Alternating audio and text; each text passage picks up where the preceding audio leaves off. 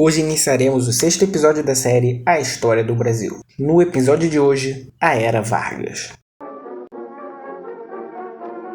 Após a Revolução de 1930, que foi na realidade um golpe de Estado, Getúlio Vargas assumiu o poder como presidente provisório. Entre suas primeiras ações estava o fechamento das câmaras municipais e assembleias legislativas, a suspensão da Constituição de 1891 e a troca dos governadores por interventores escolhidos por ele mesmo. Isso era parte de sua tentativa de centralizar o poder e fortalecer o Estado. Ainda em 1930, ele ordenou a criação do Ministério do Trabalho, Saúde e Educação. Foi nesse período que foi instituída a jornada de 8 horas, férias e aposentadoria. Isso foi uma estratégia populista para ganhar o apoio do povo de classe baixa e média. Uma coisa interessante sobre os primeiros anos foi a queima do café. Naquela época o Brasil tinha uma superprodução de café, ou seja, produzia muito, mas vendia pouco devido à crise de 1929. Com isso, o governo queimou os excedentes de café para eles não entrarem no mercado e causarem a redução do preço.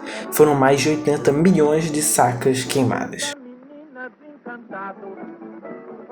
Os paulistas estavam revoltados com uma série de ações de Getúlio que iam contra os seus interesses. Com tudo isso, os paulistas, com o apoio de gaúchos, iniciaram uma revolta armada em 1932 contra Getúlio, que estava demorando para chamar novas eleições e criar uma nova Constituição. Essa foi a Revolução Constitucionalista. Após 3 meses de batalhas e 3 mil mortos, São Paulo perdeu a guerra, porém conseguiu a sua Constituição. A Assembleia Constituinte foi convocada, e ela seria responsável por eleger um novo presidente, ou seja, seriam eleições indiretas.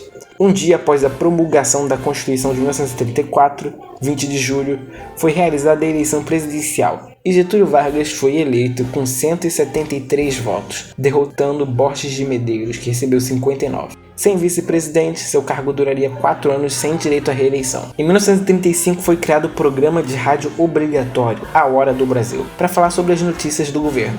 Posteriormente teve seu nome alterado para A Voz do Brasil, e o programa existe até os dias atuais. No mesmo ano foi criada a ANL, Aliança Nacional Libertadora, liderada por Luiz Carlos Prestes. O grupo reuniu trabalhadores, militares de baixa patente e estudantes com ideias comunistas, antifascistas e democráticas. Defendiam um governo democrático, a nacionalização de empresas estrangeiras e a reforma agrária. Em menos de 4 meses, o grupo atingiu a marca de 100 mil membros e foi decretado ilegal por Getúlio, simplesmente por serem contra o seu governo. Vargas decretou o estado de sítio e derrotou a chamada Intentona Comunista. Os seus líderes foram presos e torturados. O líder, Luiz Carlos Prestes, foi preso e sua esposa, uma judia alemã que estava grávida, foi deportada para a Alemanha, que já era governada por Hitler na época. Lá ela foi morta num campo de concentração em 1942. Após isso, o governo de Getúlio Vargas foi assumindo cada vez mais características ditatoriais. Em 1937, o mandato de Getúlio Vargas estava no último ano, e ele tentava buscar uma forma de seguir no poder. Com isso, junto ao exército, arquitetou um golpe. Em setembro, um militar integralista chamado Olímpio Mourão Filho inventou um documento onde havia um suposto plano para uma revolução armada comunista dirigida por um agente internacional chamado Cohen. O caso foi divulgado pelo governo, que em novembro anunciou o cancelamento das eleições de 1938 e acabou com os efeitos da Constituição. Dissolveu o Congresso Nacional com o exército, acabou com o poder legislativo e acabou com a divisão do Brasil em estados. Agora o país inteiro era governado somente por Getúlio, que agora era oficialmente um ditador. Não existia nenhum Cohen ou tentativa de revolução. Era tudo um plano para mais um golpe de estado. A ditadura, que possuía inspirações no fascismo e nazismo, começou. Todo o poder estava centralizado em Getúlio. Durante essa ditadura, as liberdades civis foram extintas.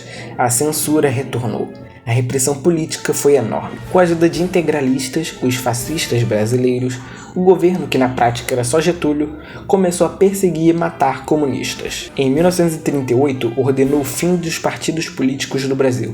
Os integralistas eram um grupo de extrema direita que surgiu em 1932, assumidamente nazistas e fascistas, sobre o lema Deus, Pátria, Família, que só por coincidência foi usado por vários ditadores. Coincidência, imagina. No seu auge chegaram a 1 bilhão de membros. Apoiaram Getúlio por também possuir ideias fascistas, porém queriam mais. o poder, que definitivamente não seria cedido por Getúlio. Com isso, a AIB tentou um golpe de Estado que fracassou. Em 1939, o DIP, Departamento de Imprensa e Propaganda, foi criado para censurar os meios de comunicação e espalhar a propaganda de Getúlio, onde chegaram a chamá-lo de o pai dos pobres.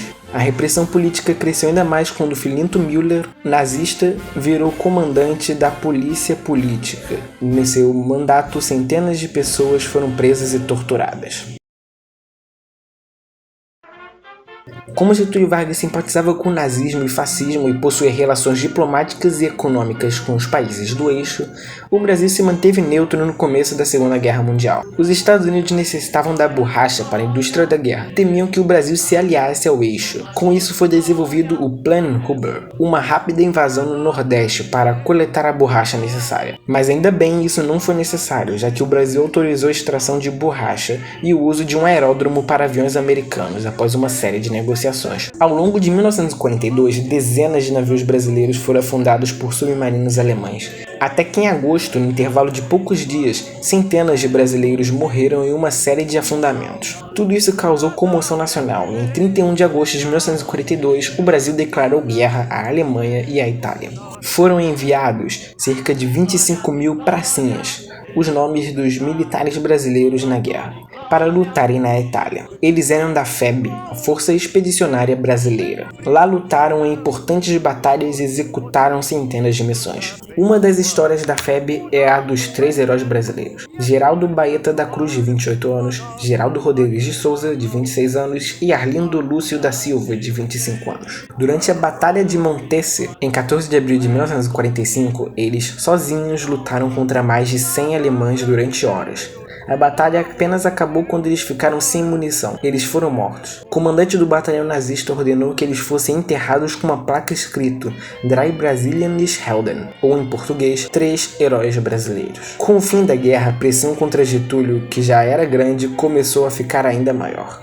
Ele já governava há 15 anos e os militares agora eram contra ele. Toda essa pressão resultou na sua renúncia em 29 de outubro de 1945. Após 15 anos, a era Vargas havia acabado. Espero ter gostado. Se gostou, dê like, compartilhe e se inscreva. Até a próxima!